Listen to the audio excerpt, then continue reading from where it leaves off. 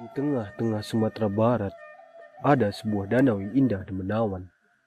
Danau ini bernama Danau Maninjau, yang berarti pemandangan atau peninjauan dalam bahasa Minangkabau. Danau ini adalah saksi bisu dari sejarah dan kehidupan Buya Hamka. Di sini Buya Hamka menghabiskan masa kecilnya. Dan di atas segalanya, danau ini adalah rumah dari Buya Hamka, seorang putra terbaik bangsa Indonesia. Saya bernama Rizky, dan teman saya bernama Wahdi. Kami memiliki perbedaan sejak lahir mengenai sholat subuh. Karena rasa penasaran kami memutuskan untuk mencari tahu hal itu melalui sosok Buya Hamka. Kami pergi mencari pakar dan ahli yang mengerti mengapa akhirnya Buya Hamka membacakan doa kunut. Iya, kami berdua sangat penasaran. Kenapa Buya Hamka yang saat itu sangat keras tidak akan membaca doa kunut, akhirnya membaca doa tersebut untuk pertama kalinya. Oleh karena itu, kami sepakat untuk mencari pakar atau ahli. Akhirnya, kami mendatangi sebuah nagari bernama Pakan Sinayan, yang letaknya tak jauh dari tempat tinggal masa kecil Buya Hamka. Beliau adalah mantan ketua Perhimpunan Wali Nagari Agam, Sekretaris Umum Forum Wali Nagari Sumbar, Wali Nagari Pakan Sinayan, sekaligus penceramah. Sebelum sampai di kediaman beliau, saya dan Rizky sempat bertanya ke warga setempat.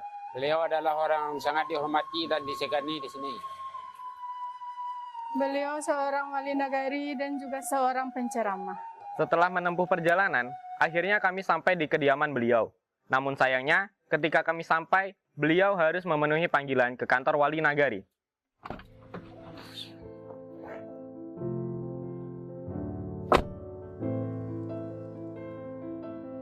Di sini, kami melanjutkan pertanyaan-pertanyaan kepada beliau. Di saat beliau sudah sampai di kediamannya, kami sudah terlanjur penasaran, terutama tentang kunut, serta adik Buya Hamka yang adalah seorang pendeta. Saya mulai pertanyaan pertama, siapa sih Buya Hamka itu? Hamka sebenarnya itu nama pena. Kepanjangnya adalah Haji Abdul Malik Halim Amrullah. Beliau lahir tanggal 17 Februari di Nagari Sungai Batang, Maninjau, Kabupaten Agam, dan meninggal tanggal 24 Juli di Jakarta.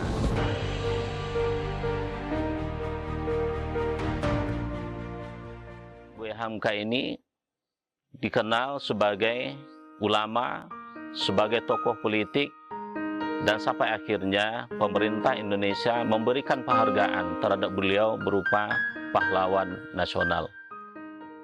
Karena pada saat itu saya sudah tidak sabar, akhirnya saya menanyakan tentang adik Buya Hamka yang adalah seorang pendeta. Terkait dengan informasi adanya adik Buya Hamka yang akhirnya jadi pendeta di Amerika. Sebenarnya kalau seandainya kita telusuri secara silsilah, adik Buya Hamka itu bukan adik kandung beliau, yang bernama Willy Ambrul. Nah, Willy Ambrul ini adalah saudara sebapak dengan Buya Hamka. Dan peristiwa jadi pendetanya adik Buya Hamka ini terjadi 2 tahun setelah Buya Hamka meninggal. Nah, ini tentu ada yang melatar belakangi. Nah, di antara latar belakangnya itu adalah karena adik Buya Hamka ini pertama kawin dengan seorang perempuan yang dahulunya beragama Kristiani. Nah, setelah mereka membangun rumah tangga dan menghasilkan beberapa orang anak, lama-kelamaan istri dari Willy Ambrul ini meminta agar suaminya masuk ke agama Kristen. Nah, dengan mempertimbangkan keutuhan keluarga, sehingga Willy Ambrul ini bersedia untuk dibaptis masuk ke dalam ajaran Kristiani. Bahkan bukan hanya itu, di samping beliau masuk dan meyakini ajaran Kristiani, beliau juga diminta untuk menjadi seorang pendeta. Saya sendiri penasaran dengan perbedaan antara NU dan Muhammadiyah. Jadi saya menanyakan perihal tersebut. Nah, terkait dengan organisasi Nahdlatul Ulama dan Muhammadiyah, sebenarnya secara keyakinan dan akidah tidak ada perbedaan di antara keduanya. Cuma ada beberapa perbedaan terkait dengan persoalan-persoalan furu'iyah namanya. persoalan-persoalan ibadah. Kemudian terkait dengan strategi dakwah. Biasanya kalau NU ini strategi dakwahnya disebut dengan dakwah kultural. Lebih banyak bergerak di bidang budaya. Kebiasaan-kebiasaan masyarakat ini yang banyak diwarnai oleh NU. Nah, sementara bagi Muhammadiyah ini lebih banyak ditekankan dakwah itu melalui sektor pendidikan. Nah, sehingga pada akhirnya banyak kita kenal program perguruan tinggi Muhammadiyah, SMA Muhammadiyah sampai SD Muhammadiyah itu. Sebab lebih banyak ini ditekankan dakwah itu melalui sektor pendidikan. NU sendiri, NU juga menjadi partai politik. Kemudian yang kedua ada Masyumi. Nah, Buya Hamka, tokoh yang sedang kita bicarakan ini, memilih menyalurkan aspirasi beliau itu melalui Partai Masyumi. Di sini, karena Pak Wali membahas Partai Masyumi, saya sedikit teringat persahabatan Bung Karno dan Buya Hamka dan pemenjaraan pada saat itu. Persahabatan antara Buya Hamka dan Soekarno ini, karena pada awalnya mereka satu visi bagaimana kemerdekaan Indonesia ini bisa diisi, sehingga menghasilkan sebuah negara NKRI yang kuat. Kemudian belakangan memang terjadi gangguan persahabatan antara Bung Karno dengan Buya Hamka. Ada beberapa hal yang melatar belakangi terganggunya persahabatan kedua tokoh ini. Pertama adalah karena Bung Karno sudah ditenggarai tidak lagi fokus untuk memperlakukan masyarakat Indonesia dengan kelembagaan partai politik yang ada setara haknya di negara kesatuan Republik Indonesia. Soekarno sudah ditenggarai oleh Buya Hamka, ini agak mengarah kepada partai komunis. Ini yang membuat Buya Hamka merasa tidak lagi nyaman, tidak lagi memiliki visi yang sama dengan Bung Karno. Kemudian yang kedua, Buya Hamka juga ditenggarai oleh Bung Karno ikut dalam rapat-rapat gelap untuk melakukan kudeta terhadap Bung Karno. Nah, sehingga apa yang dilakukan oleh Buya Hamka itu berakibat kepada dipenjarakannya atau ditangkapnya Buya Hamka oleh Bung Karno. Itu waktunya lebih kurang 2 tahun 4 bulan. Nah, di sini kami penasaran, kenapa Buya Hamka menjadi imam pada sholat jenazah Soekarno? Ketika Soekarno meninggal, datang utusan dari Presiden Soeharto menemui Buya Hamka untuk menyampaikan pesan dari Bung Karno ketika beliau saat sakarat.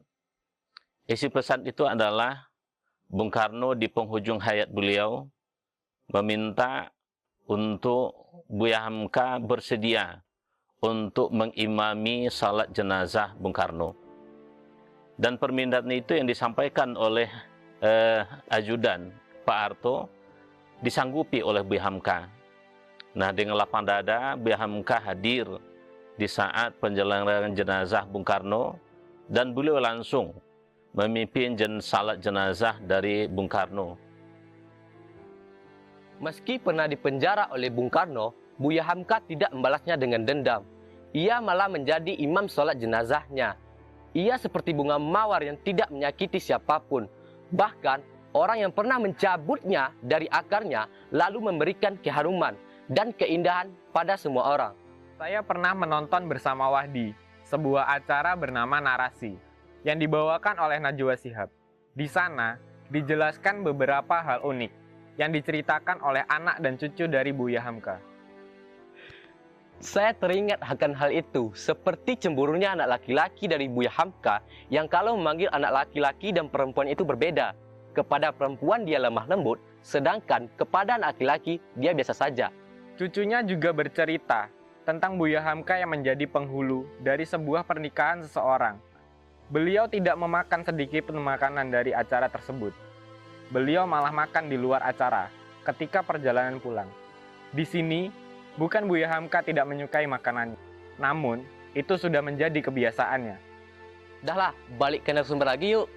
Saya lihat Anda sangat tertarik dengan Buya Hamka.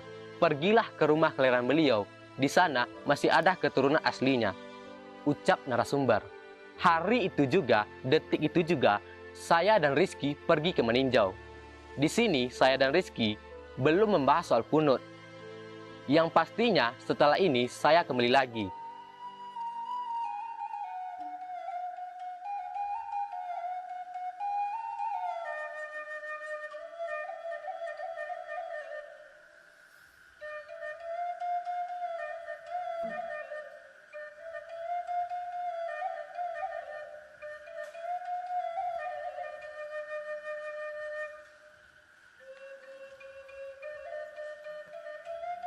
Saya langsung disambut oleh anak keturunan dari Buya Hamka.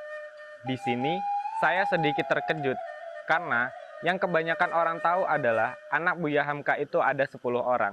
Namun sebenarnya ada 12 orang. Dari Siti Raham, ibu saya, dan Abdul Malik, ayah saya, mereka melahirkan 10 anak. Dari 10 anak itu kami, kalau hidup semua, Buya Hamka itu anaknya 12. Pertama, anak-anak lahir abang saya paling tua bernama Hisham. Waktu itu Buya Hamka masih merantau ke Medan. Dan Hisham ini anak pertama lahir dari ibu saya, meninggal umur 2 tahun karena sakit. Dan anak kedua bernama Halimah, perempuan. Beliau meninggal juga pada umur 1 tahun karena sakit. Dari perjalanan itu, dari tahun ke tahun, Buya Hamka, ibu saya melahirkan 10 anak. Dari 10 anak itulah yang kami besar sampai detik-detik perpisahan dengan ibu saya. Dan ibu saya, Siti Raham, meninggal tahun 71, sedangkan Buya Hamka meninggal tahun 1981. Jadi berbeda 10 tahun, dari lebih dulu ibu saya meninggal dibandingkan Buya Hamka sendiri. Dari itulah kami perjalanan hidup kami bersepuluh, dan sekarang kami tinggal bertiga. Saya Amir Syakib Arsalan, anak bungsu, putra nomor 10. Ada lagi yang masih hidup nomor 9, Afif. Beliau ada di Jakarta. Dan kakak perempuan kami bernama Azizah, sudah berumur 88 tahun. Di sini Bapak Amir menjelaskan kenapa kebanyakan yang datang ke sini adalah orang Malaysia. Museum ini adalah hadiah dari saudara-saudara kita dari Malaysia. Sebab pada tahun 2018 rumah ini sudah tidak ada bekas sama sekali. Pada tahun itulah organisasi dari ABIM, Angkatan Belia Islam Malaysia, datang kemari ingin membuat museum sejarah tentang Hamka. Di sini, Pak Amir menyatakan kebanggaannya sebagai anak bungsu dari seorang Buya Hamka yang mendapatkan 2 gelar walau tidak pernah mengenyam pendidikan formal.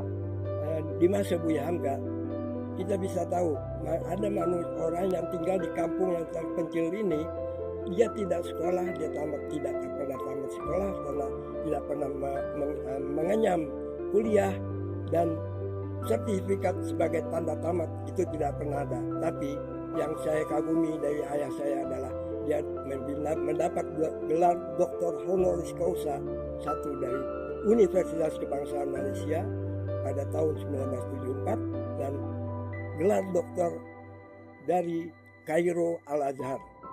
Dan terakhir ada pesan dari Pak Amir. Jadi sekali lagi buat generasi muda, cobalah kita gali lagi ulama-ulama yang lahir dari Minangkabau ini seperti apa.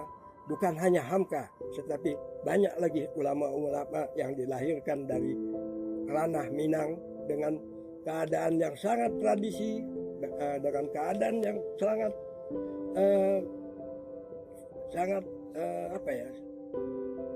kekurangan, tapi dia bisa menciptakan sebuah ulama yang luar biasa.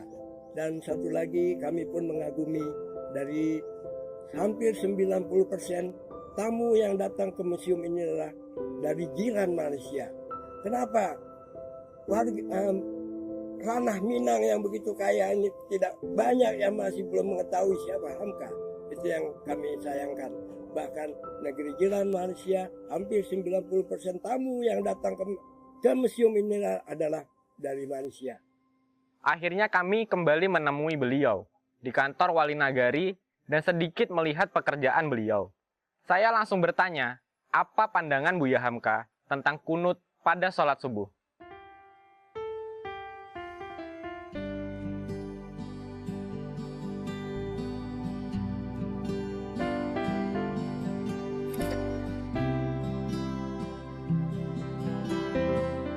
Jadi persoalan kunut itu sebenarnya sudah menjadi khilafiyah, perbedaan di kalangan pendapat ulama. Hal itu dasarnya adalah karena ada yang memahami hadis terkait dengan kunut itu tidak kuat. Ada yang memahami hadis itu kuat, sehingga bisa dijadikan dasar untuk melaksanakan ibadah. Nah, bagi yang memandang hadis itu tidak kuat, maka mereka tidak menjadikan kunut itu sebagai dasar untuk melaksanakan ibadah. Nah, ini sebenarnya khilafiyah yang terjadi di kalangan ulama. Dan kenapa Buya Hamka memilih untuk tidak melaksanakan kunut di waktu melaksanakan salat subuh? Karena beliau khawatir kalau itu terus dibaca, jangan-jangan nanti umat menganggap bahwa kunut itu menjadi sebuah kewajiban. Di sini saya bertanya, apakah Buya Hamka pernah membaca doa kunut saat sholat subuh? Minimal ada 2 tempat atau ada 2 kali Buya Hamka itu ketika menjadi imam, beliau membaca kunut di waktu salat subuh. Pertama adalah ketika beliau mengimami di suatu tempat yang jamaah beliau di belakang itu rata-rata jamaah Nahdlatul Ulama atau komunitas Nahdlatul Ulama. Nah, jadi beliau di saat didaulat menjadi imam, ketika rakaat kedua itu Buya Hamka membaca doa kunut. Nah, ketika Buya Hamka membaca kunut, kemudian diaminkan oleh jamaah yang berada di belakang. Itu pertama kali Buya Hamka membaca kunut. Kemudian yang kedua, ketika beliau berangkat haji ke Mekah bersama Kiai Haji Idham Khalid. Nah, dalam perjalanan ketika itu berangkat itu kan masih pakai kapal laut. Nah, di atas kapal dilaksanakan salat subuh. Pertama yang menjadi imam itu adalah Kiai Haji Idham Khalid. Nah, ternyata Kiai Idham Khalid yang notabene-nya NU, ketika dia jadi imam, dia tidak membaca kunut. Saya bertanya, bagaimana reaksi jamaah saat Buya Hamka membaca doa kunut sewaktu sholat subuh? Nah, selesai salat, beliau ditanya, kenapa Buya membaca kunut? Padahal setiap hari Buya tidak membaca kunut. Nah, Buya Hamka mengatakan bahwa di belakang saya ada jamaah NU yang menurut keyakinan mereka bahwa kunut itu menjadi keharusan ketika melaksanakan salat subuh. Di sini saya bertanya, apakah ada hubungannya antara peristiwa ini dengan toleransi dan persatuan umat?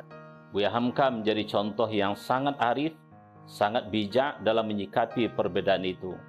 Nah, mudah-mudahan kerukunan hidup beragama bukan hanya antar agama, akan tetapi antar sesama umat Islam yang terkelompok ke dalam berbagai macam organisasi Islam.